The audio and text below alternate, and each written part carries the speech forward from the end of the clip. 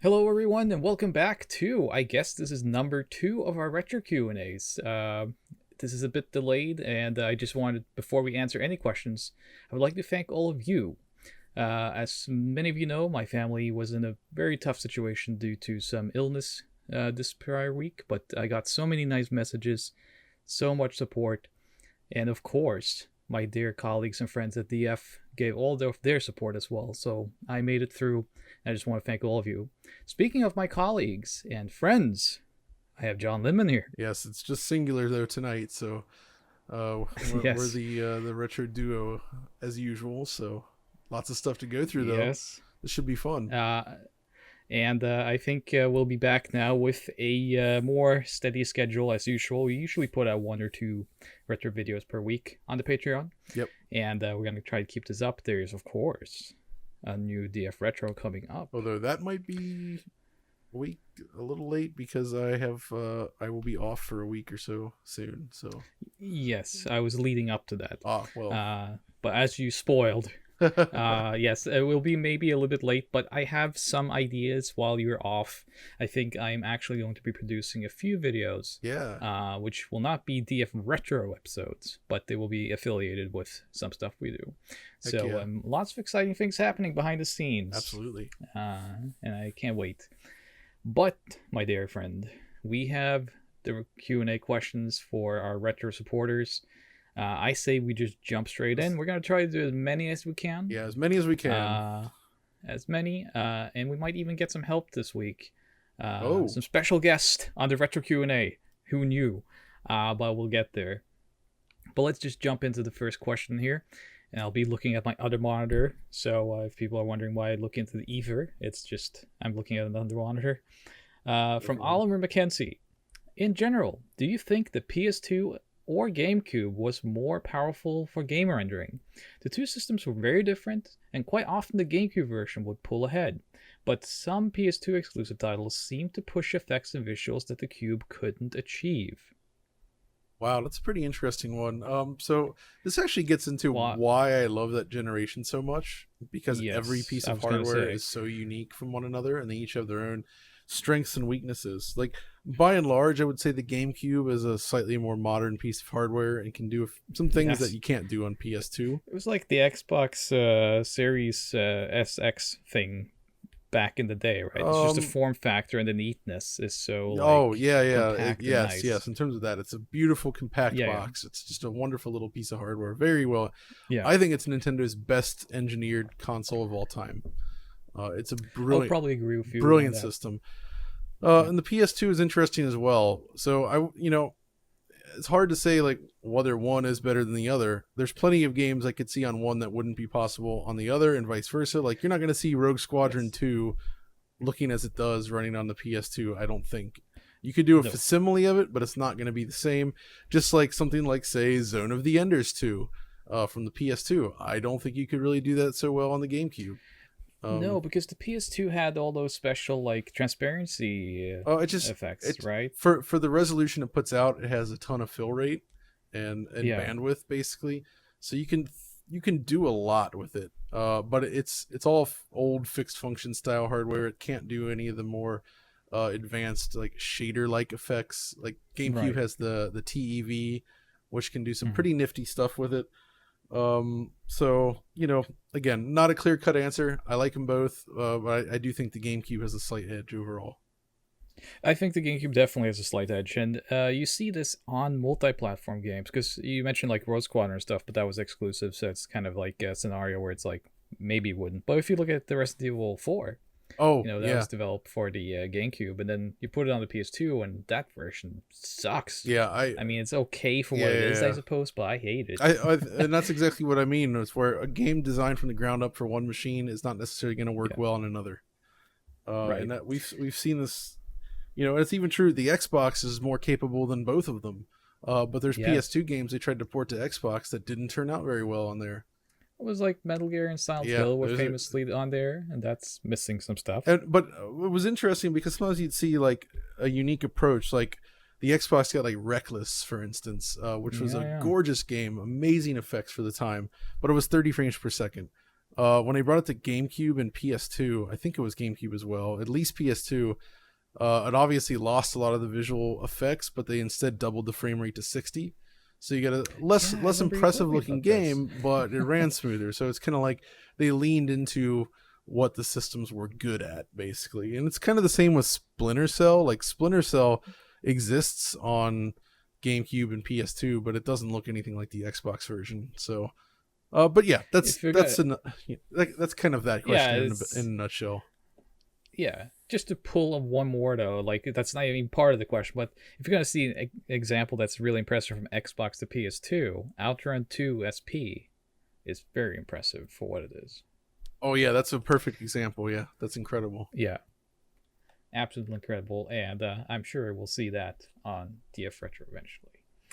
From Johannes Haddad, I think from Sweden, right? Cool. I got an OG Xbox. Oh, speaking of Xbox, I want to soft mod it, but I can't find an ancient USB stick. Do you guys, especially Audie, that's kind of a country neighbor to me. All right, confirmed in the question. Yes. Do you know where I can find a compatible USB? Oh man, this is something I don't think, John, you're in Germany and you have, Amazon DE and these kind of wonderful modern things. Here in Norway, Sweden, to a certain extent Denmark, due to high import tax and whatnot, it's really hard to find this stuff. So this, I would say, go on fin.no and just look for like lots of old SD cards, USB sticks. That's what I did when I need this stuff for like my PS3. That's right here. I just went and found some old farmer out in the countryside who had like a lot of old USB stuff and wanted like $5 for it, and then I knew I was gonna get old stuff. I mean, that's kind of it. You're just looking for an old USB 2.0 compliant USB drive that's under 2 gigabytes. Essentially, that's what you need, and finding them used is the best. And you'll need one of those Xbox to USB adapters as well, and then a copy of Splinter Cell, I think, to do it. It's been like many years since I've actually done this process, though. I don't know if you need that. Yeah, I don't know if you need that anymore. Maybe there's another way to do it now. Yeah. My current Xbox actually has an actual hard mod chip in it, though, which is interesting. That's right. But yeah, but Jay Fischetti responded to that actually, and he said on Amazon, if you look up Splinter Cell Xbox, you can sometimes find compatible USB drives under frequently bought together section, which is just I love that. And you can for other Scandinavians watching this, I mean, you can definitely order from Amazon. Oh yeah. And import it in here. It's just usually like, because of the import tax stuff, it just isn't that value. Like it's too expensive for what you're gonna get. So yeah, but I think that answers that question. Okay. From Alistair McGregor. In recent years, the growing trend of retro-style games have increased, with indies looking in the past for their inspiration. Games such as Cyber Shadow, Huntdown, The Messenger, Gatto Roboto, Blazing Chrome, etc., etc. Although I have seen some of these types of games covered on the channel before, it's not that often. With the new DF Retro tier, is there an appetite to cover more of these fantastic modern takes on retro-style games? Where does the game where does the game take its inspiration? How does it improve from the original game design? Or would you rather just talk about the real McCoy? We actually talked about this earlier today, actually, between us, about modern Mega Drive games and stuff. Yeah, so from my perspective on that, I absolutely do want to cover more titles like that. The more and more what I'm finding, though, is just like finding the time is becoming increasingly difficult. There's too much stuff coming out. So that's the problem now, is that it's so much its own thing, right? Yeah. Because I've been following this for years, as you know. I have a pretty substantial collection of modern retro releases and whatnot. I think the middle ground that you and I are finding, though, that we kind of like to do is asking the developer to do like a live stream with us, and rather just play it with them, have them talk about why they did the game.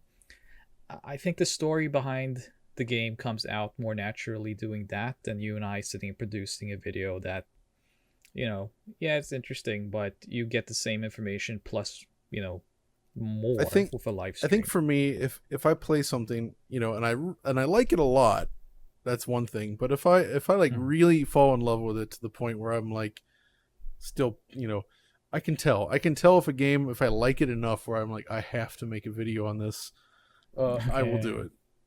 So, um, But I mean, the answer to that question is yes. I collect these games. You love them as well.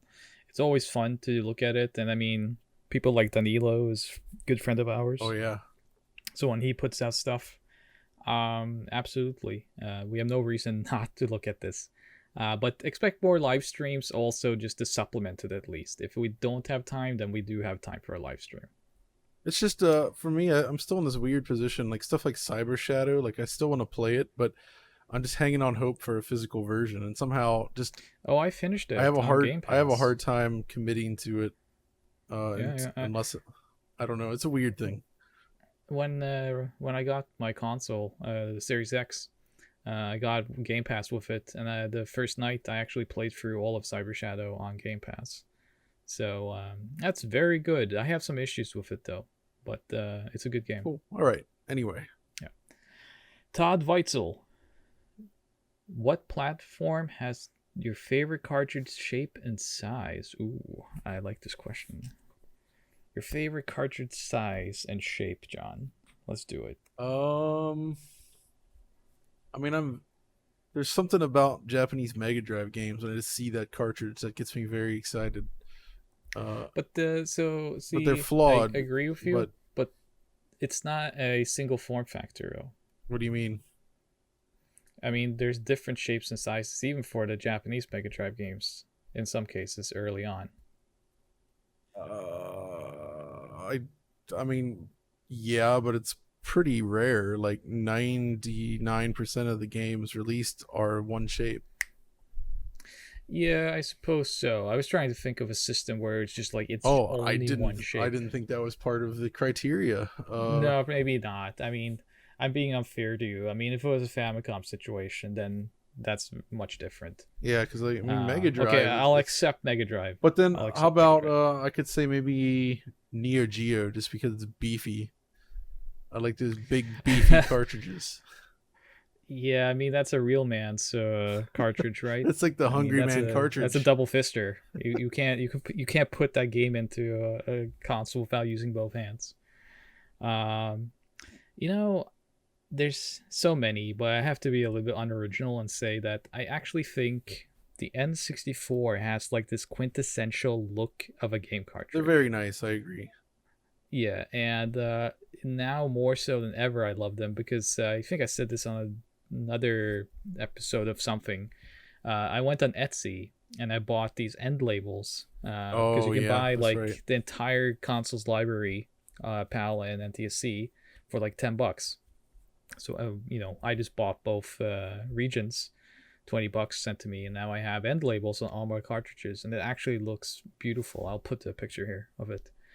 But So if you collect cartridges for N64, get these on Etsy. you know, It's a game changer. thinking about from that perspective, another one I want to put out there that I weirdly like. So I love the look of the Super Famicom and the Super Nintendo in Europe, but I Yeah, actually pal. prefer the American cartridges.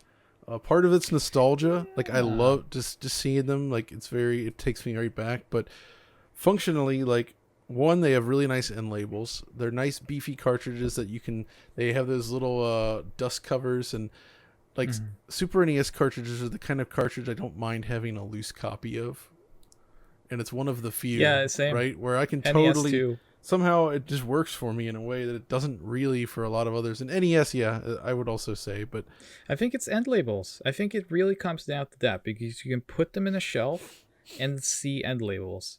And if you do this to the N64, it actually turns into almost the same. that's cool. So, yeah. All right, though, that's pretty good. Game Boy too. I'd say Game Boy very Oh, they're close to very being iconic. Man, I just like a a lot of favorite. cartridges. What can I say? Yes, I know it's hard to pick, but I think we got some good answers there. Um, the dude, we got the dude in the The house. dude, yeah. It's gonna be a party. Uh, What would be a game that has the combination of the absolute worst graphics, gameplay, and controls that doesn't get much fanfare at all, and run a performance review on it, a la AVGN kind of style? We'll never make an AVGN No, video. Let me but guarantee you. I'm sure they will make a DF but the Retro style dude, video. have you seen my APB Reloaded video? Because that's kind of Yes. it's kind of that. Everything about that game is horrendous. But to be honest, like these days, like games that bad and that broken, they don't happen that much. We did one earlier in the year. Which one did we? The Phoenix Games stream. Oh, Well, no, it was not a stream. It was actually an episode. So, but the okay, I guess you're right. He's not specifying new games, is he? So yeah, Phoenix Game stuff absolutely qualifies for that. It's just, Oh, it absolutely does. just real bad. I mean, as the connoisseur of terrible, Yes, the connoisseur of terrible. I probably have a lot of games I would put on here, but rather than doing performance reviews and stuff, I'll just send them to Rich. How about that? Yeah, that works. From Simone Pejura. I hope I said your name right. Awesome, baby. Awesome, baby! What was his name again? Vitaly? Dick Vitale. Dick Vitale's Vitale. I like mean, that- awesome baby college hoops. With a name like that, his parents loved him. Yeah, yes. I've always really enjoyed the 3DO. Likewise. Especially, I'd be curious to dig deeper into exclusive or obscure releases from the Japanese market. Do you have any favorite titles for the system, or that you think would be worth your more attention? I love this question because, yes, I totally agree with you. I love the 3DO. I think it's a super underrated console that gets lumped with other certain consoles that it does not belong with.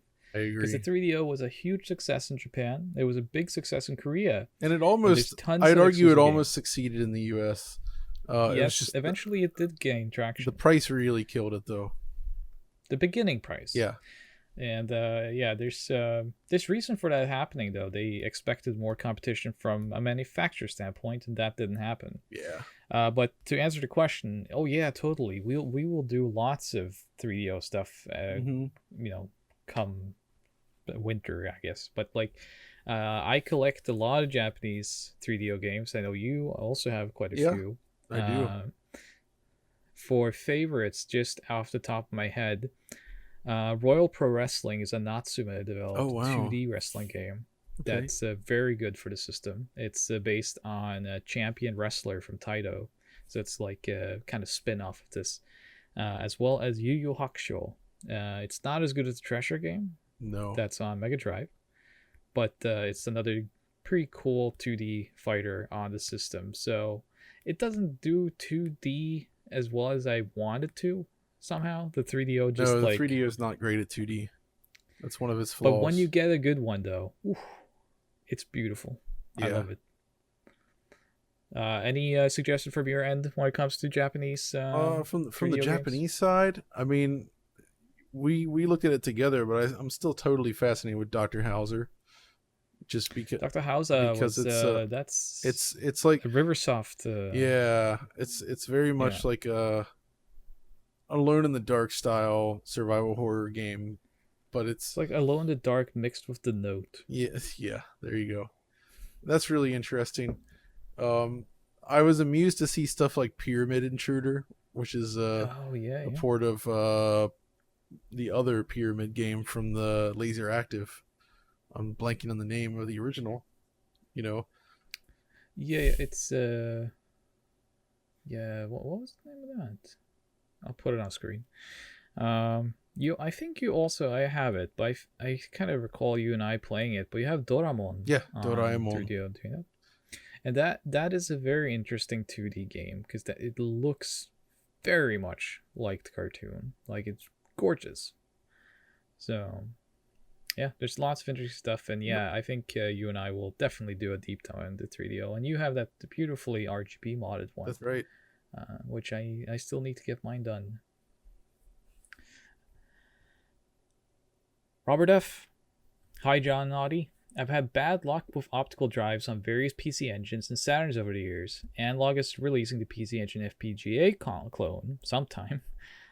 So that would be my preferred fix. With the Saturn, what do you recommend? Would you try to fix and replace the drives, use an ODE, and then which one? Relegated to the bottom cupboard dust drawer alongside the Jaguar CDI, and rely on PC software emulation, providing your own software in both cases, of course. Are there any consoles with optical drives that you personally found cursed? I've never had a PS2 or PS1 fail on me, but Saturn keeps dropping like I lemmings. am okay. Before this is the most baffling comment I think I've ever read. I owned a lot of Saturns over the years, and I still do. I've never had an optical drive fail. People I Mm-hmm. know have never had them fail.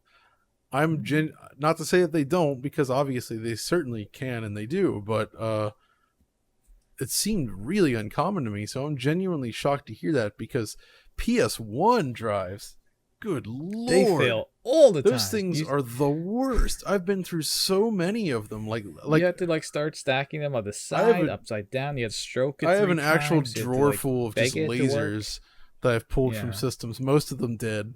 I've done everything I can to get them online and working again, and it just the only ones on PS1 that I've ever found to be reliable long term is literally the ones from the PSONE, like the really Yeah. late model system, which you can actually use in newer or in older systems as well. By the way, I ended up swapping some of those in. That's the only way. I mean, that's garbage. PS2 isn't too bad, except for a lot of the early ones had disk read errors, but you Mine could did, fix yeah. that. I had the launch one. You shouldn't have to do it, but adjusting the potentiometer did fix that.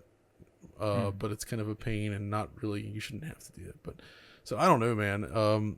As far as ones that I found cursed, Okay, besides that's just PlayStation, I would say I find PC Engine to be really finicky, like, and in the weirdest ways. Like on my PC engines, like for instance, first of all, there's like 5 potentiometers that need to be adjusted on these drives, so it's really complicated, and you kind of need an oscilloscope or something to do it.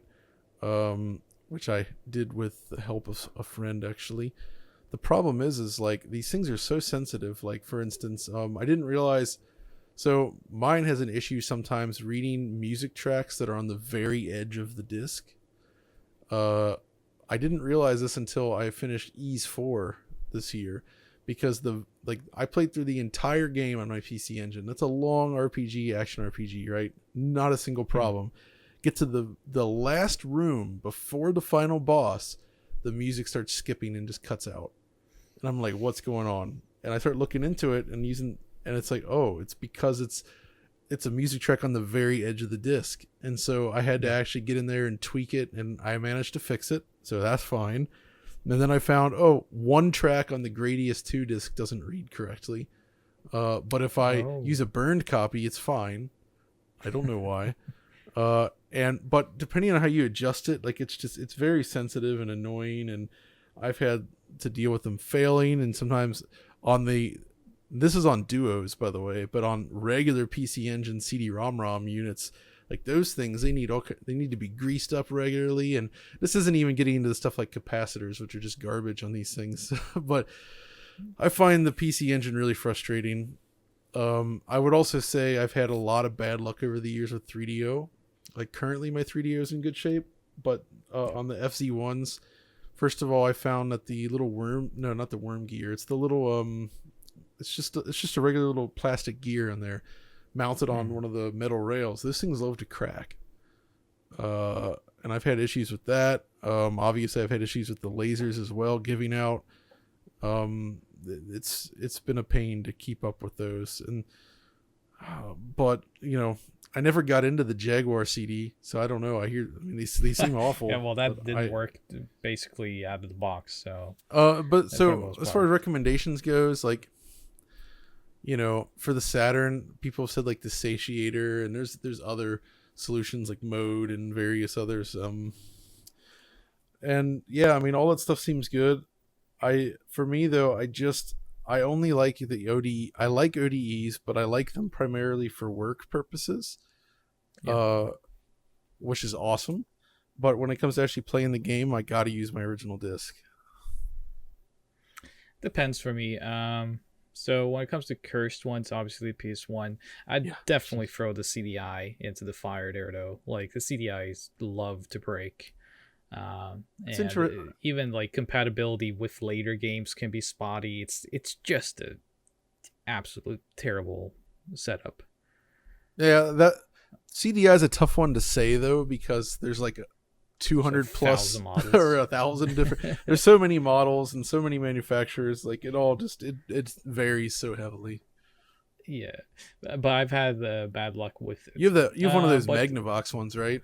I do, uh, and it's a very interesting We need to beast. get you that B&O TV. We do, we definitely do.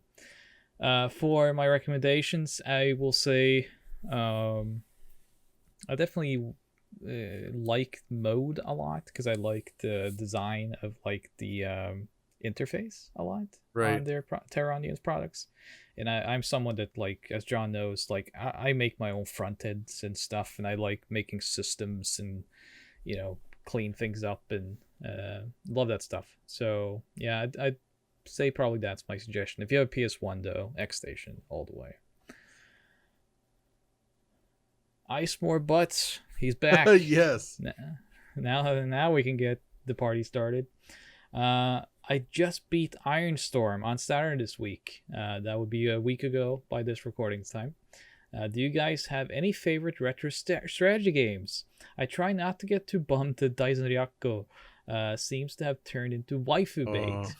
Well, yeah, maybe, but I wow. mean, the game is still good Yeah, to a certain but I know what he extent. means. Like when Yeah. changing a theme like that does kind of, yeah, it Yeah, has an yeah, impact.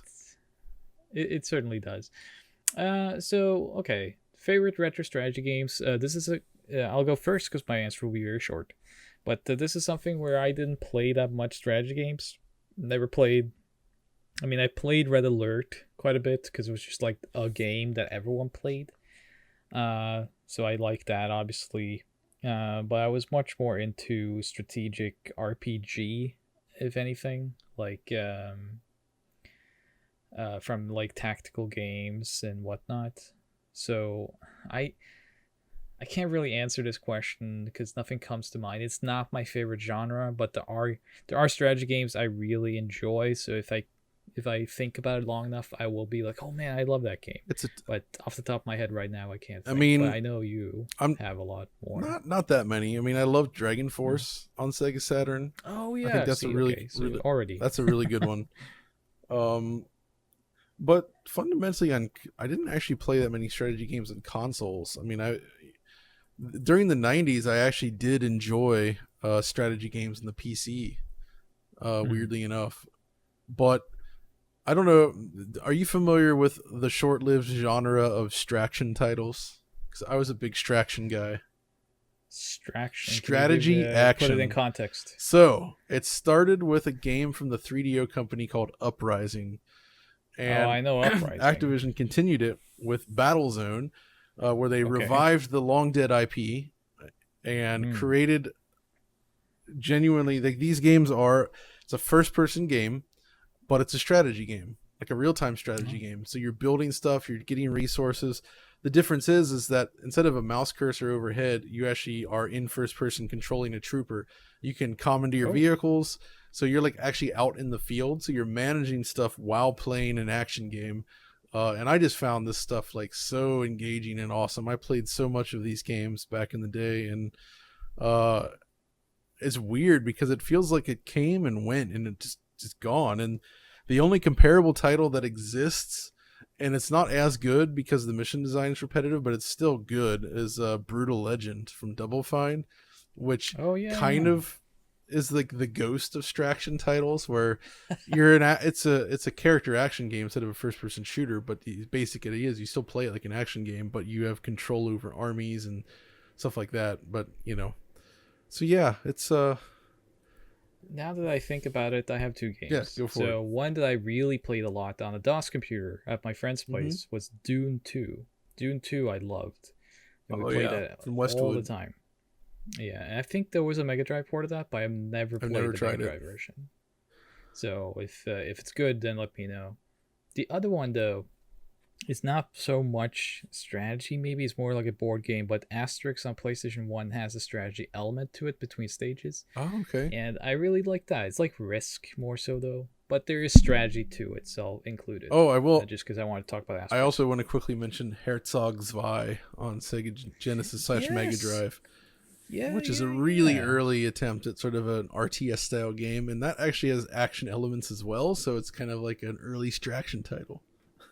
Vixen on Mega Drive Japan is really good. It's a Masai Oh game. yeah. And then Assault Suit Vulcan 2 on PlayStation was a kind of like an answer to Front Mission. Oh nice. And it's not bad, but it was never Oh localized. yeah. It's not the same. So people were kind of let down by the change, but I enjoy it.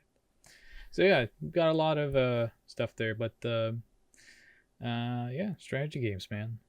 Heck yeah. What was that Star Wars one that was like Red Alert? Do you remember the name of that? It was on PC. It was just like Red Alert and whatnot, but it was Star Wars instead. Well, there were several Star Wars strategy games, but I can't remember them. I didn't play them. I forget the names. I played one of them that was like 2002 or something. It was quite fun. Yeah. 1040 STF. But yeah. Yeah, I always see you in the Discord chat. Good to see you here too, sir. In your opinion, does it still make sense to own a plasma TV and play video games today on it for modern or retro gaming? A low lag one, obviously. I need some comparison. I made some comparisons 2 years ago between my LG C8 OLED and my old Panasonic 1080p plasma that I did bring back from my basement for the occasion. I tried Mortal Kombat 11 on Xbox One X. I couldn't believe how different the picture is between them. It's like the plasma had less crisp picture, but a much more organic, a little like a CRT. And without CRT effects like dithering, obviously. I can't explain that. I can barely read your question for some reason. So, John, answer it. Well, it's weird. He says without CRT effects like dithering. CRTs don't have dithering.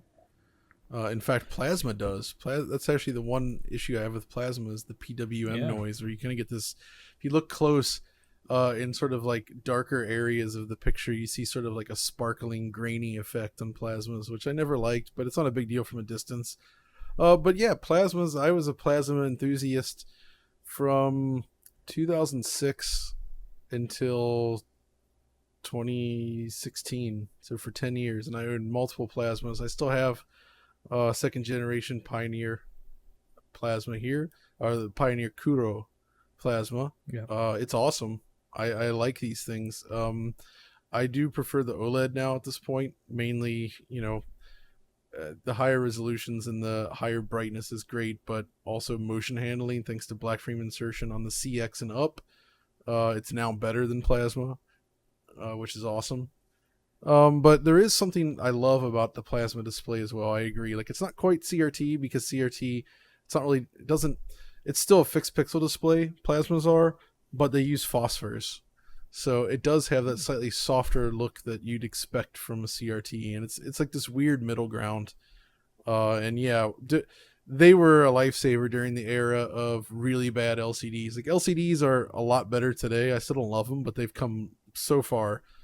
But during that period when I was owning plasmas, and every LCD I used, I couldn't stand it. I mean, I was all plasma and CRT during that period for a reason. So yeah, I mean, I like them, and they're cool to have around. They sure are heavy though, in a way, but like in a way that's like, CRTs are heavy, but they tend to be smaller unless somewhat. But when you have a large plasma TV, they become almost unwieldy. But not a big deal.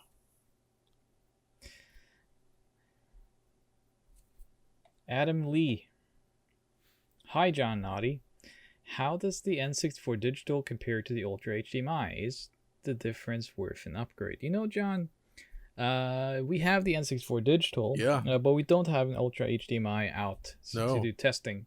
But our dear friends over at My Life in Gaming did a wonderful video on That's right. the N64 Digital, and there was some comparisons there. So why don't we let our dear friend Try answer this question? Try?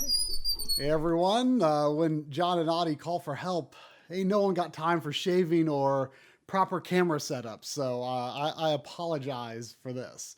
But yeah, N64 Digital and Ultra HDMI, both great mods. I'm a big N64 fan, and the Ultra HDMI came out in, I believe it was 2015, and all through the years since, it's been one of my favorite mods of any kind for any system. It just performs so well and does some things just transformative for the N64. Um, but the N64 Digital is obviously newer, and the key word I would use is flexibility. The N64 Digital is much more flexible, but I think for some people, the way that they would want to use the mod, either mod, would be basically identical between the two. So for example, kind of the key feature of the Ultra HDMI that was so transformative when it came out was deblur. That does not get rid of anti-aliasing, keep in mind. I think most people would agree that the N64 anti-aliasing is overall probably good for its look. Its blur is really created through other deficiencies. The anti-aliasing is good, but there's like a secondary blur because the system is always outputting 640 lines horizontally, but most games are 320 pixels wide. So that's part of the reason there's this blur. So when you have a 320 pixel wide game, you can deblur it and get these really crisp, hard-edged pixels. And the Ultra HDMI kind of pioneered that. RGB mods have adopted it ever since. And if you just want like, say, 4x or 5x integer scaled pixels within either a 1080p frame or a 1200p frame, you can do that with both Ultra HDMI and N64 Digital. Get those crisp, hard-edged, deblurred pixels, and they'll look completely identical, completely indistinguishable.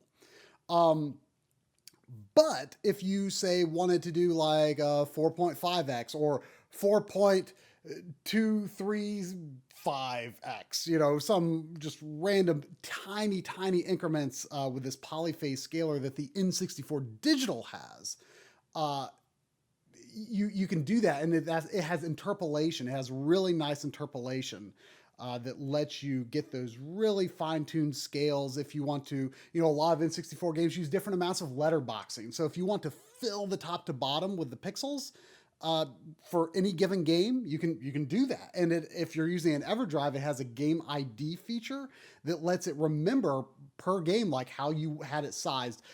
Last I heard, they're hoping they can do that for real cartridges too. Eventually, but I don't have any updates on that. But then, like, let's say if you want to use, if you're more of a scan lines guy and you want that sort of more CRT-like look, both of them are excellent for scan lines. The Ultra HDMI, in fact, has for all these years been one of probably the best method for artificial scan lines of any mod or upscaler I've used. And the N64 Digital is like the first mod to really compete with it in that arena.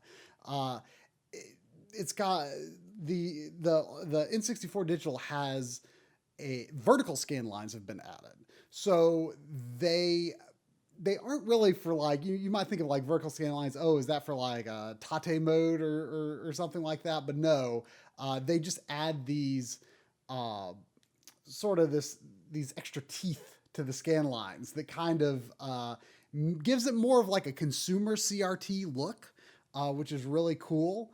The Ultra HDMI doesn't have that, but it both, if you want to have more like a PVM type look, that's just that clean line of color across, both can do that very, very, very well. But yeah, so those are kind of the two main ways people would want to use them: integer scaled pixels, hard edges, or scan lines and very smooth. Both can do that very, very well. But the options on the Ultra HDMI are more limited. The N64 Digital just lets you dial things into an insane degree. Again, the key word is flexibility. And availability as well. I don't know when or if more Ultra HDMI's will be available, and I know that the Pixel FX team, is hoping to sell the N64 digital for quite some time. So, things are tough to get these days. They really are, and especially when it comes to niche products like not only retro gaming devices, but retro devices that you're installing into a console. It's hard to get them, so yes, they're going to be out of stock. They're going to sell out quickly. But if you're a little proactive and looking for when they're available, check out the Pixel FX Twitter account, read retrorgb.com, things like that. You'll be able to get one if you pay attention to when they're available. Availability, flexibility, those are the key differences. But if you just want to use it for 5x integer scaling, 4x integer scaling, scan lines, both are very similar, but the Ultra HDMI, isn't getting as much updates these days, isn't as available these days, and the scaling technology that Woozle has integrated into the N64 digital is really exciting stuff, and I think it's going to go into their future mods and their Pixel FX Morph scaler that they've announced. So that technology, this is kind of the proving grounds for that technology, and it is great stuff. It is great stuff. I mean, really, with the RetroTink 5X and the N64 digital, we're in a new era of retro scaling. And I think that is hugely exciting. I mean, things have really, really advanced quickly. And there's kind of this sense that, the RetroTink 5X has added new scanline modes that I think are maybe kind of meant to compete with what the N64 digital has been implementing. So all of a sudden, 2021 is a great time for original hardware scaling, original hardware scan lines, all these really nice features. Yeah, I think the future is looking bright for this stuff. And if you can get an N64 digital, or heck, if you can't get an N64 digital and there's some unlikely possibility that you end up getting an Ultra HDMI, go for either. They're both really great. Always good to see him. But he seems to have a beard now. It was quite weird, wasn't it? Yeah, is that really him, or was that his doppelganger? I don't know. I wonder if he has an equivalent of Paul's hardware. He gave a good answer anyway. Yes, that was a good one. Thanks, Troy. From Jay Fischetti. In the past, consoles would launch in different regions with various changes, from the aesthetic ones to functionality ones. Example, Saturn coming with different controllers, NES versus Famicom. What is your favorite change and least favorite change from any console? I mean, I have to think about this, but I'm gonna start by saying the NES. Like, the Famicom is cute, toaster. But it sucks, dude. Like, this controller built into the thing with cords so short you can barely move like a few inches from the TV. Yeah. And it's just I don't designed for a different home. Yeah, like Japanese homes, sit on the floor, sit close to the TV. They had longer power cables and short controller cords. Yes. System was closer so that kids could take the game out and replace it easily. It was designed for a different philosophy, whereas in the US and Western society, I guess, like, you had the couch entertainment type of thing. So I kind of see why it's like that, but of course, yes, it sucks, especially nowadays. I think my least favorite, though, has to be, you mentioned the Super NES carts earlier, which I do agree with you. I like the NTC carts, but I hate the system. Man. I hate the purple. I prefer the Super Famicom, but I love the American one. But it's obviously nostalgia speaking, right? It's like, I get the warm and fuzzies from seeing it. I mean, you grew up with it. I also think Genesis is a downgrade. I think Mega Drive is just such a game name. Oh, like, it's a game console. Name-wise, yeah. Yeah. The design is pretty much the same, although the Mega Drive Japanese colors I prefer over both other regions. Yes. Oh, Well, there's kind of big examples of this. Would there be? There's probably some we're leaving out. I mean, is the big one. There's also Master System and the SG 3000, which I prefer the Master System, yeah, which would eventually come out in Japan as like Model 2 SG 3000, I think, or something like that. yeah. What the heck else is Uh, there? and I actually like the Master System controller, by the way. Most people get surprised by this, but I like it. Okay, that's fair. I don't like it. I I know. really don't like it.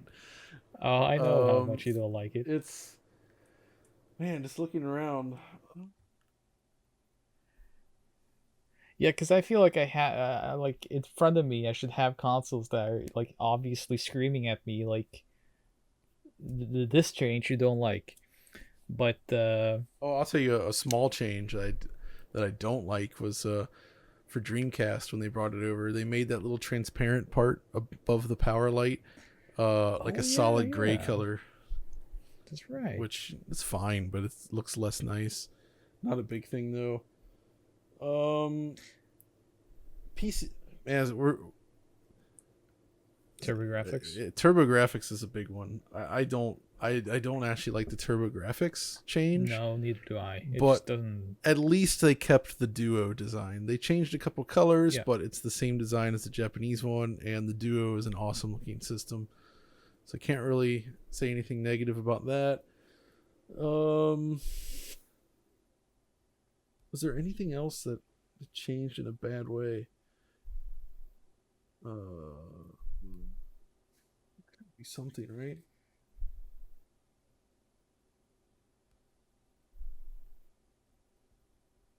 There weren't.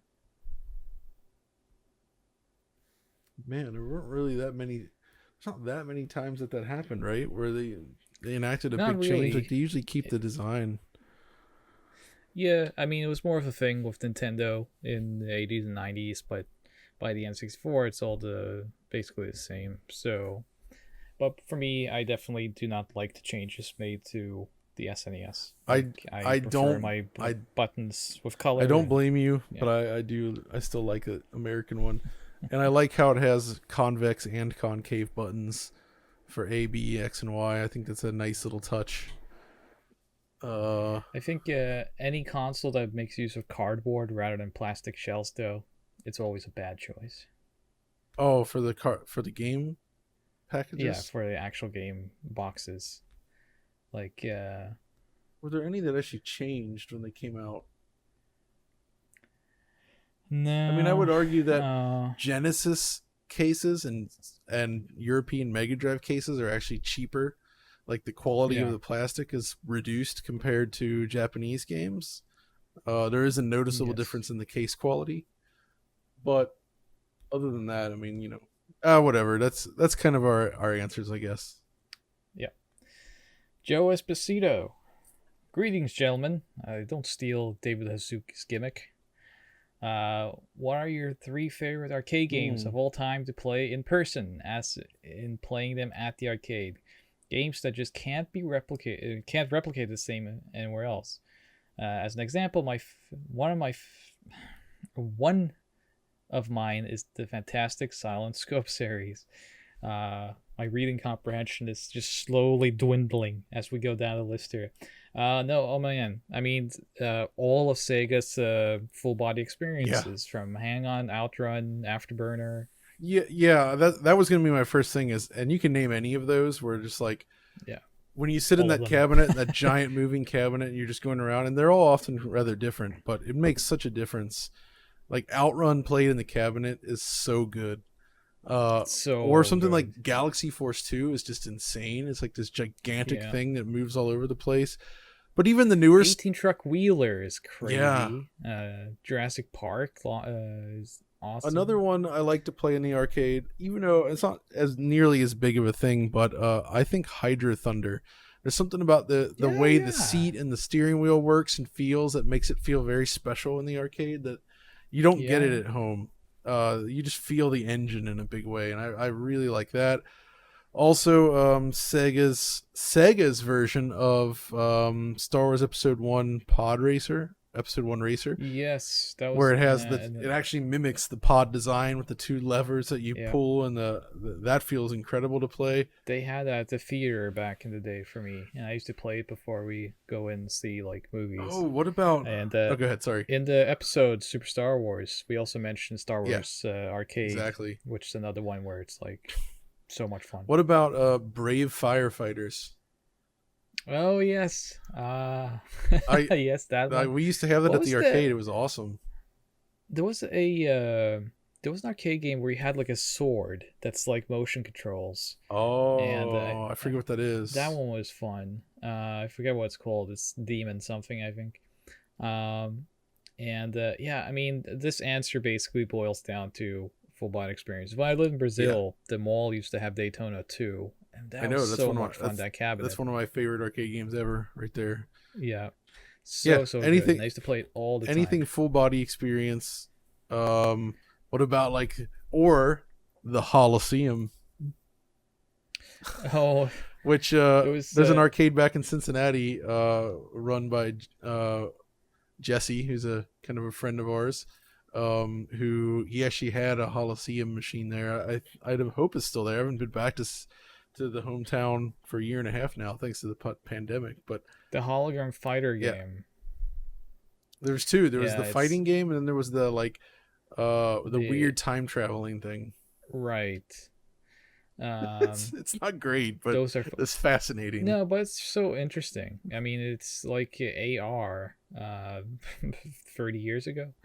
So, it's really cool to see that. Yeah.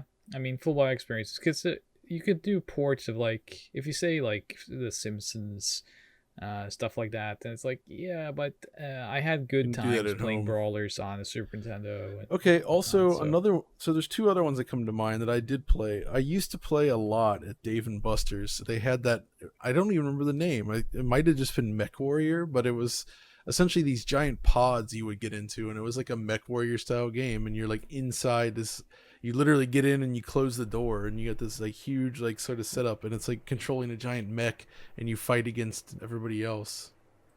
yeah. What was that called? I'm sure I'll Google it and insert an Oh, image of it. I'll find I it. did find it. It is Oh, BattleTech Mech Pods. I think because I guess Pods was in the it name, looks huh? like this. If I just put that over to you, Oh wow, look at that. That's you crazy. actually, yeah, you would climb in and like, you had a whole cockpit around you, This looks like something Elon Musk would like jump into and escape Earth in. and like, if you look, it's like this is kind of a shot from inside the machine. You have your Just dual like joy. Steel Battalion, basically. Yeah, but it's like a sealed pod that you get in, and it's multiplayer with everybody Wow. else. It was Huh. I loved that back in the day. That was such a All cool right. one. So there was that. If we ever find a place with that, then I guess we have to play it. Also, I did actually used to at Kings Island, an amusement park in our hometown. They used to have the old virtual reality setup with Dactyl Nightmare, and Yeah, at the yeah. time, I did this too. I thought like in retrospect, not a great game, I think, but it was pretty darn cool at the time. I'm surprised, like, you know how they put out Night Trap and stuff like that Yeah. again now for modern. I'm surprised no one's put out like a compilation of these old VR games for modern VR sets. Just like the 90s VR experiences, just remastered. Right, right. That was my point. That was my thought of the week. What a I topic. think we answered that question though. I love. God, I miss arcades, man. Yes, same. Would love for us to go do a video somewhere at like a big Next arcade. time you're and just here, I walk need to try around. to see if we can get to that German arcade nearby. Yeah, yeah. See if they'll. Keep talking about that. That would be We need great. to do that. From Veganberg, not burger. I'm curious on your guys' take on the current homebrew scene. Hmm.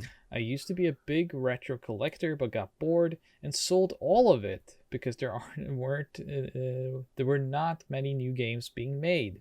Every now and then you'd see a new Sega Genesis release or something on the SNES, but not often and never on newer consoles like Saturn, PS1, etc. Is that a tool set problem, an interest problem, manpower issue, all of the above? I would love to see new games that aren't shoot 'em up, sorry, on a variety of consoles like the PS2, 3DO, and the CDI. I'll let you go first because I have a lot to say about Yeah, this. you probably have more to say about this than I do, but I mean, I feel like there's a lot of games still being made for modern platforms, but sorry, for old platforms. But you're right, it is typically like 8 and 16-bit. I do think it's a little bit easier to develop for those, and I think that's probably just gets into it, like getting into Saturn and PlayStation development and beyond that. It is all very feasible today, but it does seem to be. It seems like the barrier to entry is a lot higher, and once you get into 3D stuff, I just think the issue it's just the task of making something good becomes a lot higher, and it's harder to do with a really small team and in like that kind of capacity. And the fact is, like, if you're trying to make like a 3D indie game, I know it's it's very cool to do it on old hardware, and the people that are doing it, it's amazing. But like modern tools are just so much more feasible to get something done in a way that you could do by yourself now, whereas so anybody that actually ships or releases big 3D games or anything on these old platforms, you guys are all amazing. But anyway, go ahead, you have a lot more to say. Yeah, so I mean, this is something that I followed since the early 2000s Yeah. from like the chiptune community with like people releasing music albums on cartridge and then doing the donor cart system and whatnot. Those dark days of people taking rare games and like refurbishing the boards. Terrible stuff. But yeah, back in the day, until I'd say like Pure Solar, it was very sporadic and, mostly, not to put down the work that was being done, but it was mostly very amateur, like single screen experiences with whatever you could cobble together. Nowadays, it's so plentiful that I can't even keep up No, anymore. it's There's too so many much. Kickstarters with new games. There's like people reaching out to me and you. It feels like every week with like a ROM of something they're gonna put on Kickstarter, which is cool. And I love checking it out, but it's like, it's a saturation thing coming up. And then you have like Limited Run putting out actual releases again, reprinting them. So it's plentiful now. And you can definitely collect only this stuff and have a collection, which is awesome. There's actually people out there that only collect homebrew stuff, and I love seeing those pictures. But when it comes to what you're asking about was the Saturn, PS1, PS2, 3DO, and CDI. I'm happy to confirm, by the way, that there is a CDI homebrew RPG being made, which, All right. Hey, yeah, it's just like first homebrew. there was a homebrew RPG made on the Atari Lynx. So That's true as well. Lynx in general is very cool for homebrew. yeah, it is. And those guys are at Jagfest. But when it comes to the reason why we're seeing Sega Genesis, NES, SNES, is that those systems have been reverse engineered, and the homemade SDKs are more powerful almost than what we had back in the day, because that was mostly assembly and whatnot. Now we have a lot of these like open source tools for making your own games. Yeah. On Game Boy, you have like the GB Maker, so everyone can like step in. Whereas the PS2, PS1, whatnot, it's kind of hard. The tool sets for that isn't as robust, and there's also copy protection measures that you have to think about, because the lockout chips for the cartridges have all been reverse engineered. I think even the N64 one is reverse engineered now. Yeah. Whereas like on PS1 and whatnot, you still have to go with a mod chip and burnt CDs and whatnot. But you see it on Dreamcast. Dreamcast gets tons of home. Yeah, I was gonna say Dreamcast actually has a ton being made for it. There's like stuff coming out even all 3D the time. with Yeah, Xenocider. yeah, absolutely. The shooter. 2D and 3D alike. Dreamcast home like indie games, very common releases. And still sells quite a bit. I know those guys do. There's one just released where I talked to the developer. It was Intrepid Izzy, I think. Yeah, it was a 2D platformer. I wanted to Looks pre-order great. that actually. I'm curious about that one. Yeah, it's very good. Very, very good. Oh, but you kind of brought up the point there at the end. That's the part I missed. I wasn't thinking about it. It's Yeah. the copy protection stuff. That's actually a problem. Saturn and Yeah. PlayStation, and plenty. You can't just put those discs out and have them work, right? No, that's the You can't problem do it. there. You can't just without a modded system, they're not going to run. Dreamcast, you can do that. You can have a self-booting game that just runs as long as you support the mill CD, which most systems do. Most do. You can make cartridges for most old systems, I think, without issue. But and for CD systems that don't really have copy protection, like PC Engine or which there's homebrew for, Sega CD, 3DO technically, you could do all that. But yeah, Saturn, PlayStation, like PS2, things like that, it wouldn't work. Not easily. Like you can do it, but you couldn't like produce a nicely made disc that would just run on everybody's system. Got a short question here that will have a short answer. Austin Nichols. I was curious to know how you prefer to play retro games for fun. Do you prefer emulation or playing on the original system? This is a very easy one to answer. Yeah, original system always. Original system. I do have a very good emulation setup. Oh yeah. For when friends and stuff come over, with like a nice front end that I've helped code and everything. But I prefer personally to play on original system. Eric Benoit. Hello, gentlemen. Me and my wife have a cleaning business. A happy result of her clients keep dumping flat screen TVs from 2006 to 2013 on us. I thought you meant like a dry cleaning system. I was very confused about this. I always enjoy testing the component inputs on them, especially with the OG Xbox and PS2. I noticed there's a massive spectrum of how they look. My VCO on Philips TV, the Xbox looks fantastic. The PS2 and so-so. PS2 so-so. Nothing looks good on a component on my Panasonic Vieira, except the PS3. Is there any database or info somewhere that indicates TVs do 480p on component well and which don't? You would probably. I don't know if there's any database, so I don't know it. But it is highly variable, and it really just comes down. Cause these are all. It sounds like you're talking flat panels. Yeah. And I would imagine, it says flat screens, and that era especially was really bad for like circuitry for processing lower resolution signals, especially interlaced stuff, I find. So like most PS2 games are going to be interlaced, and TVs like that, they do not handle it very well at all. So, but even 480p, like most of the screens from that era, some plasmas can sometimes do an alright job, I found. Or the nature of the screen makes them look okay enough, but yeah, that is a pretty dark era for low res content without using an external device. Yep. Dan Matt, how is the frame rate for F-Zero X? There's a very easy way to find out. Yes, watch our video on it. You're a retro supporter, so you can go watch right now the DF Retro on F-Zero, and you talk about the frame rate. But John, what is the answer? I think it's a pretty consistent 60. So it's almost consistent, but he's not wrong in that there are actually some drops, and I can't remember if I pointed that fully out. Like it's like 95% stable 60.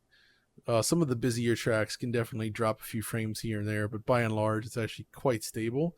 But I don't know about the virtual console version, because those do run at a higher resolution and they have some weird emulation quirks. Yeah, that's an emulation issue. I didn't actually get to test that out for the video, so yeah, I'm not. We tend to not look at those because it's just like it's early N64 emulation on Nintendo consoles, and the results, yes, they vary, but I'm just not that interested in that info because I don't know. I wouldn't. I don't think we N64 games were very good. They didn't work well, I think. But whatever. The second part of your question, though, Dan, confuses me. Sequel in PSX or Saturn? You have to inform me here. It's on Saturn as well. So is Vandal Hearts. Okay. I'm pretty sure they're all better on PlayStation. Yeah, I would think I was developed. I haven't played the Saturn version for a while. There's also like I think there's a PC. Saturn, I think there's a PC version of it as well. Actually, I'm fairly sure there is. I think so. But yeah. Okay, well, I'm gonna go with PSX because I believe Konami only at that time only focused primarily on head development on PSX, and then they had a B team converting things over, as with Symphony of the Night, and that didn't work out. So, but I Well, haven't played it, so so I can say that the Saturn version of Suikoden does look a lot nicer than Castlevania, because it does Okay. seem to run in the higher resolution mode on Oh. PlayStation. Well, like 320 by 2, or like the 320 wide pixel mode, if it's something like that. Basically, it runs in a mode that the Saturn can reproduce, whereas on Castlevania that's not really feasible. So because that was a 256 pixel wide mode, so it doesn't look great. Hans Moleman. All right, he's here. Thank you, sir. either If of you only guys- everyone was as kind as you. I like when Homer adopts Hans Moleman Oh, yeah. as his son, as a new bard. Cowabunga, dude. Cowabunga, dude. Have either of you ever experienced disc rot on any of your CD or DVD based retro game collection? Do either of you take special steps to prevent or reduce the likelihood of it occurring? So here's my no is my question and my answer to that. And also, I think I feel like a lot of West Coasters have this issue, so I think it's places with higher humidity than generally Europe gets. So what I understand, I haven't heard much about this. This is what I've heard as well, is like high humidity and temperature can definitely contribute to this. I've always kept my discs in temperature controlled rooms or fairly nice environments. And actually, I think it was a couple years ago, I actually went through my whole collection looking for disc rot and testing anything that looked potentially suspect, but I found a couple discs that had a couple weird imperfections that could have been, but I could never tell, and they seemed to play fine playing through them. So I've never really had any issues with that, to be honest. The only place I've seen it personally is on Laserdiscs. Yes. I've seen Laserdiscs that have this, and there's something about those discs. Maybe their size and weight, or maybe the age of when they were made. I don't know, but I've seen some Laserdiscs that just looking at them, pull them out, and you're like, oh, that looks terrible. But I've never actually encountered that with any of the console games or PC games, for that matter. All my PC games work. Revenant has a theoretical question. The DF staff are locked in a room with a CDI M64 and a copy of GoldenEye for a deathmatch. No odd job.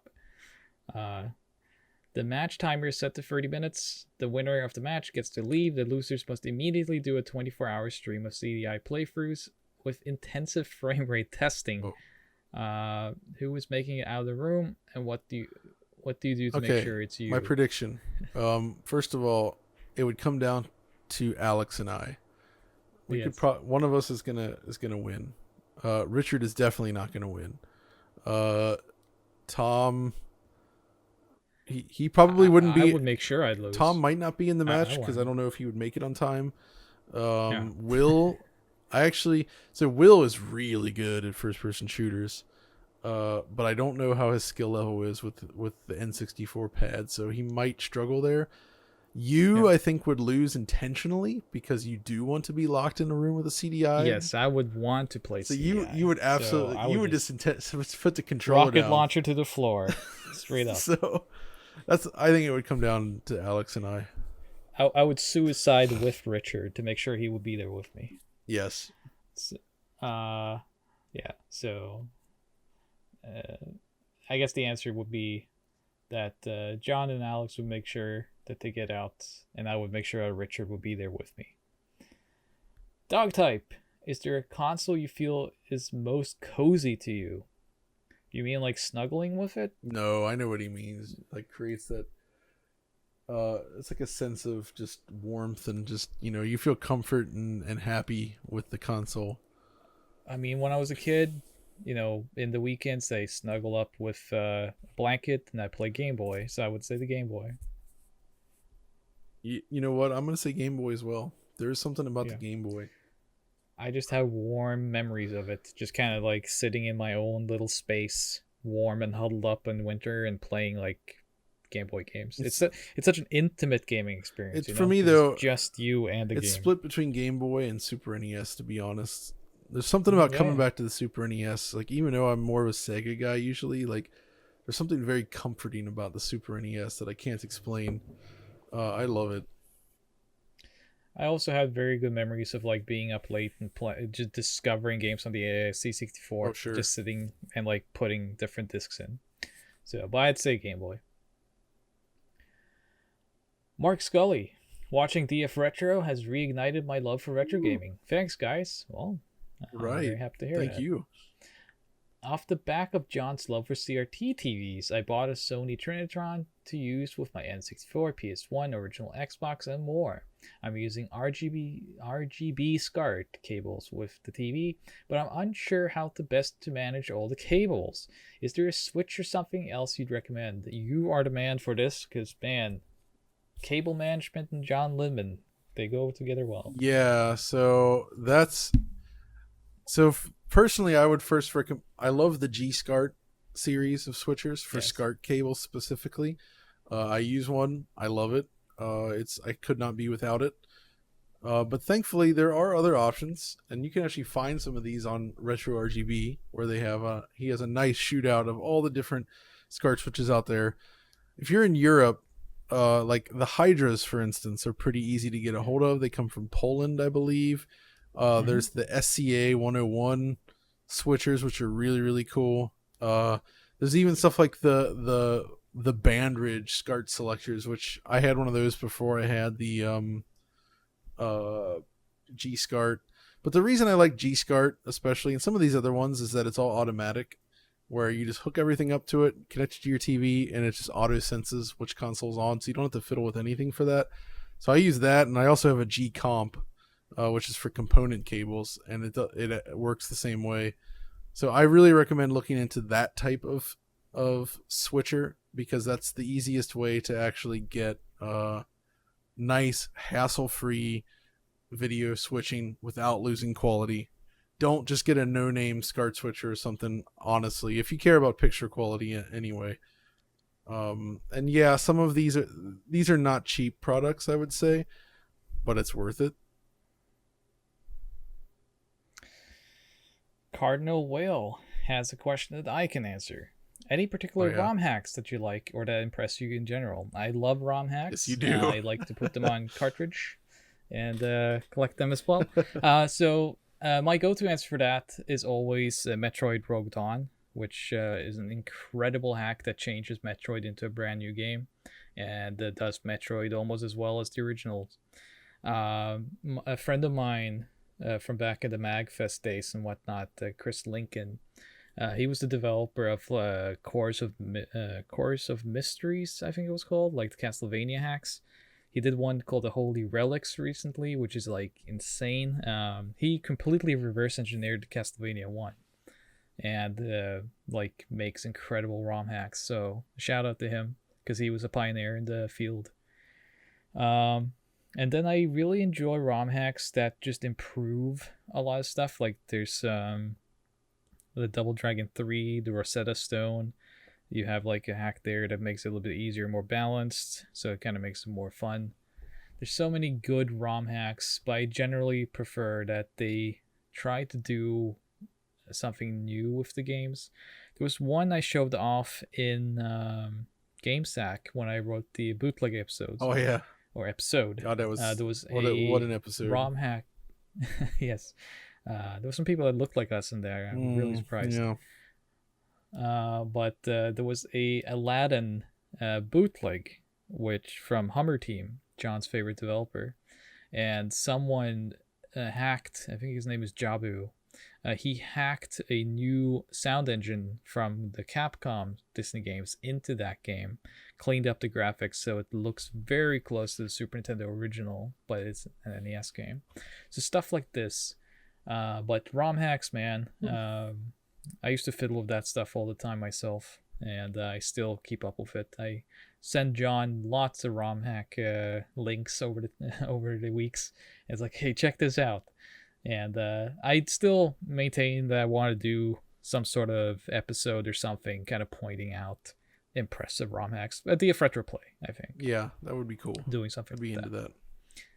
Is there one ROM hack that comes to mind for you? Somari. No. Somari, okay. No. there was a hack of that made it into Sonic the Hedgehog. Oh, right. No, as far as ROM hacks go,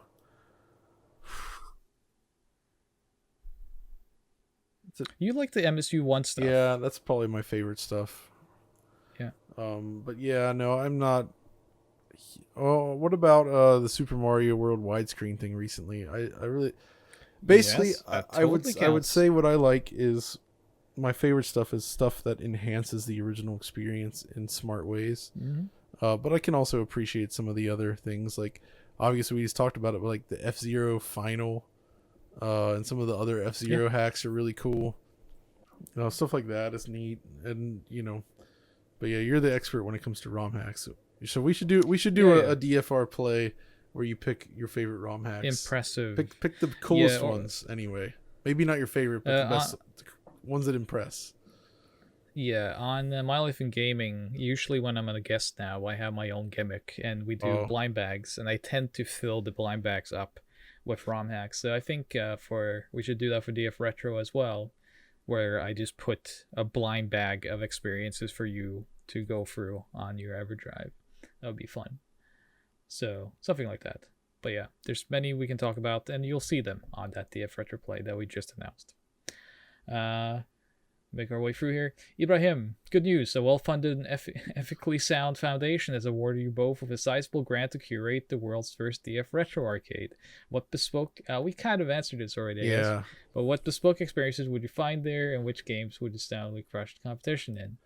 The full body experience is one that we mentioned earlier. I mean, for me, it would be... I would try to have themed floors. Like a multi-story thing, and you have your full body experience floor, you have your pinball floor, you have maybe your light gun floor, you have your brawler floor, fighting game floor, that kind of stuff. Yeah, I totally agree with you. And so that plus the answer we gave earlier. Sorry, Ibrahim, but since we already answered kind of our favorite stuff here, we'll combine that and say we would put floors. We would have several floors. Stephen Thornhill, starting with the 1980s. If you could pick one retro game as your favorite from each decade, are you kidding? Which game would you pick? Can we come back? So here's what I'm going to do, Stephen. We're going to have to think about that one. You're asking several decades. That's way too difficult. We are going to tag you on Discord with each of our answers over some of the next days after this comes out. How about that? Because I want to answer it. It's an interesting question, but we can't sit here for hours and think about one question. It would take me a few hours. Jordan HJ, how do you feel about emulation as a way to enhance retro? We lost John. I'll keep reading the question. Back. Okay. How do you feel about emulation as a way to enhance retro? An extent, PS2 with HD with true widescreen, no flicker on NES, increased Mode 7 resolution. I personally enjoy it as it gives me a way to steal games in new light rather than a constant chase for accuracy. I mean, it's not the way I like to play, but I do appreciate it. I think it's cool to see, and so it really varies. For most games, not really, but the one exception is stuff like I really like what you can do with like Dolphin and the like.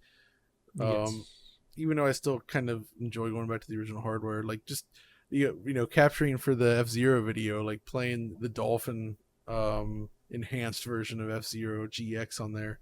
It's like, dang, this looks great. But not every game scales up that nicely.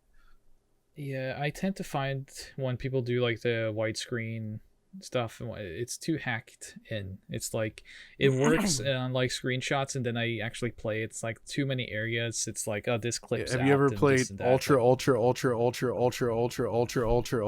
Gran Turismo? I have not, though. I've seen the pictures though. It's very impressive. So maybe one day. No flicker on NES. This is also it costs incompatibilities. I don't like it so much. I kind of like the flicker just from a nostalgic standpoint. Increased Mode 7 resolution is the one that I It's think, pretty neat. because that needs a lot of like tinkering, so every game becomes like more custom coded for it. Oh, I know Uh, enhancements I like. The this is like SA1, the the SA1 side hacks, to smudging. the SA1 hacks I love, and those actually work on Yes. original hardware, but those are a great thing. Any enhancement though that smudges pixels, like turn the Oh, game yuck! off and No, leave my house. no thanks. Can't do it. Yeah, that no, no. And if you have a flat screen TV, don't stretch the image. Just accept the black borders. Welcome them. Accept into your life. destiny. Yes, Alex and Neil. Tatsu123. Not a question, but I'd love a DF retro doc on Ranger X. Quite possibly one of the illest Genesis games with great mechanics. X Ranza, he has it there. It's the same he game. read ahead of me. What an awesome game, right? Not the most perfect frame rate, but what an awesome game. So it's definitely a game where they sacrifice the frame rate's like 30 instead of 60, which is actually rather uncommon on the system. But you're right, they do some stuff with the visuals here that are among the most impressive I've ever seen on the system. For sure, it's definitely a very, very cool game. I'm curious how. I feel like this is a kind of game that could fit into an episode that's maybe about like Mega Drive games that really showcase the hardware, maybe. Yeah, we're trying to figure out. Because I don't have anything to add to this other than like yes, but we're trying to come up with ideas of how to highlight games that just on their own they can't get an episode. It's just too much work for something that it's too short of a topic. Exactly. But if you do like developer spotlight, game series spotlight, this kind of stuff, and impressive Genesis games or something like this could work. Or else there's always DF Retro Play. We're almost at the end. All right, we actually managed to do what we said we would do. All right, let's go. Sweet Mini. What is your personal experiences with retro Japanese computers? The Sharp X1, the NEC PC8800, PC98, for the old, X68, FM Towns for the more recent. Have you played them? Any title you enjoyed on them? Snatcher, East, The Legend of Heroes, for example, debuted on PC8801. Quite a few NES games got ported to them. Hudson's ported Super Mario Brothers, Excitebike, Balloon Fight, and others to the X1. I never really heard of the PC98. Really? No. Is that just a coincidence then, your name? So the PC98, I have a very storied history with it. I've worked with developers that were very instrumental on that platform. I've ported PC98 games to PC, and just in general, I think, at least for a few years, I was kind of considered one of the central information sources for PC98 outside Japan. This has probably changed over the years as I kind of focused on other things. But we have PC98 stuff always like on the back burner because of my affiliation with it, and it's just a matter of like we can't just do that because of like my connection to it. We can't just put it out there and have it a middling episode. It's got to be have done to make right. it something special. It's gonna be long. It's gonna be personal. It's gonna be just insane. But we need time and we need to figure out the angle for it. But I have about 90 PC98 games now, and always growing. But I have some of the heaviest hitters on it. So, and I have 2 PC98 models, both of which are now broken, which is the norm. But luckily with PC98, you just need to fix the parts and you can put the card reader in there. So it's an easy system to fix in that regard. So yeah, PC98, old computer stuff like that. We'll definitely take more of a look at it. FM Towns. I have less experience with it, but X68 and FM Town stuff I have messed with, and I really want some of my own someday. But yeah, I have quite a few games for those as well. They're expensive, difficult platforms to get into. Yeah, it's almost not worth the point of entry, and also I think the Mister is now getting X68. Yeah, so like it's in a tricky spot like that where I would love to have one of those, but it's too difficult to justify at this point. I kind of wish there was a way to create new consoleized consoles like that, like for all these limited print game stuff.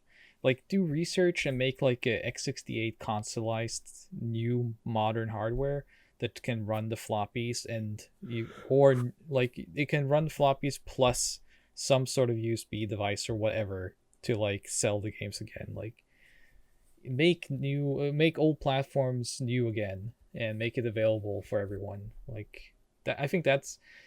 I mean, this goes into another thing, and I'm not going to go long about it. But I think that's the next step for this. We have the reprints now. We have all this stuff, and then you have Analog doing their consoles, and I really think that's the next step for the retro community, in terms of like, it's the market growing. Is that we get these new types of official consoles.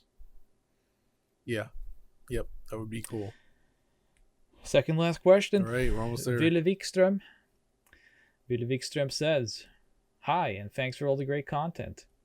What's your relationship with old computers?" Wait, didn't I just read this? Oh, wait, it's the other side of the pond. Not speaking about IBM PC compatibles, but it's Commodore 64, Amiga, Atari ST, and such. This is the same question, but it's just the European consoles. This is amazing. I grew up with the 64 and Amiga, and would love to see a DF Retro episode about the Amiga someday. It's even more relevant now that the Amiga, or the A500 Mini, was announced. Yeah, and this I can answer quickly again. It's like, this is something when I was brought in to help with DF before I joined DF as a member. That was something I told John right away. It's like, hey, I want to help get some more micro stuff in here, because that's the fun comparison stuff. Sure. And you can see that on Mortal Kombat. You can see it on Final Fight. You can see it on, didn't we do recently? Super Star Wars, we had like some stuff, no? Yeah, but not too much on those machines. Okay. But no, but I mean, yeah, absolutely. And you can definitely see that, there's been more micros over the years now. And it's really fun. The Final Fight one especially was fun when it came to the micros. I mean, yeah, I'd like to integrate them. My own relationship, though, I only ever had IBM PCs. My cousins had the C64 and an Amiga, so I did play on them a little bit when I was young, but I had very little contact with those machines in the US. It was like my first PC was actually an IBM Personal System 2 Model 30. So, I mean, I was all the way IBM. Yeah, I mean, when it came to C64 in the US, you had like River Raid and these games, but the market that was here for the C64 and the Amiga was just astronomical, and that's why you have so many great games there. But it's definitely something where you will see much more of it, and you'll probably start seeing eventually some more specifically Amiga-centered episodes. I think stuff like Apedia and whatnot definitely deserves to like be looked into, or Kaiko as a company. Stuff like that. So, Ville, you're gonna get what you want. Atari ST though, I don't have much fond memories of the Atari ST. Yeah, there seems to be some people that love it, but like the general thought is that it's not amazing. For the people who grew up with Amiga, it's just like, why would you be able to play this? And then, that's kind of thing. There are great, unique games on the Atari ST, though. It's just not as many as the Amiga. And then if there was Amiga ports, they were terrible, generally. Last question. All right, we did it. From, I think this is pronounced Neon V, but if not, it is N30NV. So you got both names there. Neon 5. Yeah, Neon 5, okay. Neon 5. How do you see the future of retro gaming evolve in the 5 to 10 years? Considering this gen is not shying from moving towards online services and service-based games. I mean, I actually don't think the next 5 to 10 years is going to change that much, to be honest. No. But I think for retro gaming, though, no. I kind of feel like retro gaming, like as we know it today, is going to remain its own thing. There's going to be people that grow up nostalgic for stuff that's much newer, and I still think people will probably continue to get stuff, but it does start to get weird after a bit with the way consoles are today. So I don't know. I kind of alluded a little bit to this earlier, I guess, but like, I think we're definitely gonna start seeing more hardware produced in the retro gaming space, Yeah. as new consoles, new maybe new methods of how to project the games, like from TV solutions, whatnot. You have the retro Tink, of course, now as a bypass or pass through, rather, not bypass. So you have stuff like that, and I think this will continue to evolve. I think the market for retro gaming is increasing and growing a lot. People are actually making money now on this stuff again, which I think is awesome. As I mentioned earlier, we can't even keep track of the games, let alone the hardware. I feel like every day, like Bob from Retro RGB, he just posts something which is like revolutionary, and like it's just like, okay, this is awesome. Then the next day it's two new things that seems like it's gonna change everything, isn't it? So if you want to in addition to us, their follower, as you are a wonderful Patreon of ours, also keep up with Retro RGB, because I mean, when it comes to providing news, he is the source, the center of it all. He is the source, the center point. He is the source. He knows everyone, and he taps into everything. So Bob is amazing when it comes to that stuff. Yep. But I think we're just gonna see stuff improve and improve, because for many years now, until like 2015, 2013, around that time when I entered game production, generally for retro gaming, it was always a sense of like just getting a game on cartridge was a huge thing, and that was kind of where the experience was focused on. But in the last few years, we've focused more on accuracy, getting the actual games to look great, play great on modern displays. It's been much more of a focus of getting your old hardware into a good place rather than just the software coming out. Yep. So this is kind of exciting. Yeah, I definitely think so. Yeah. I think that answers that, though. And with that, I think that answers every question that was sent to us, except that one that we're going to answer on Discord later. And of course, thank you to Try, who answered the Ultra HDMI to N64 digital differences. Not too many, it sounds like, but some. So I don't know if the upgrade will be worth it, but now we at least know. Now we know. And we know a lot of things after this. Yes, after this. It was a long time. But John, thank you so much for joining me here. Of course. I felt like after I was absent, I owed everyone this time to like answer all these wonderful questions. Extra long one. We did it though. Extra long one. But you don't have to edit this though. No, I do. You do. So, but awesome questions. We'll make sure to come back, do it a little bit more often, so that you don't have so many questions piling up over time. But it was awesome to answer all of these. It's great questions. It's great fans, and I had a lot of fun talking about all this. And of course, if you have more questions, if you want to just ask, there's the Discord. Yeah, you're on Discord. I don't need to tell you. Just tag me if you have a question for sure. Yeah, tag me, tag John, tag us both. It's all good. Tag anyone. Absolutely. Just put the hair tag and tag everyone on the channel. There you go. They love that. Yeah. Don't do that, by the way. No. But for sure, send us questions, or tell us what you thought of this episode or any other episode. Of course, I'm trying to sell a Patreon that you're already part of. I don't need to do this. No. I can be a normal person. Exactly. But John, it was a lot of fun. It was fun. Thanks for joining me. Of course. And to all of our wonderful fans, thanks so much for continuing. Yes, thank you very much. And supporting us. We can keep doing this, make DF Retros, make all these DF Retro plays, the live streams. All this is possible thanks to you.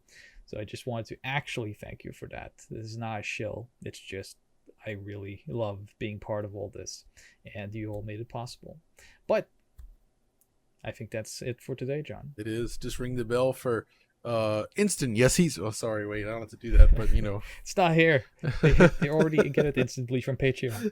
But yes, if you for some reason haven't rung that bell on YouTube, what are you waiting for? I mean, at this point, the fact Richard couldn't you sell could it better. Like unring the bell, then ring it, and then unring it, and then ring it again. I think this is not.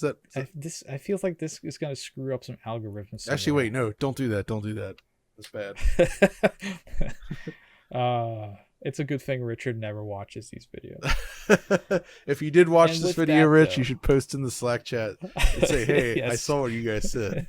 Leave us a comment. But leave it on YouTube because we don't read those comments. Exactly. All right, fans. We're stalling for Yeah. time here. See you later. Thanks so much. See you later. Awesome, baby!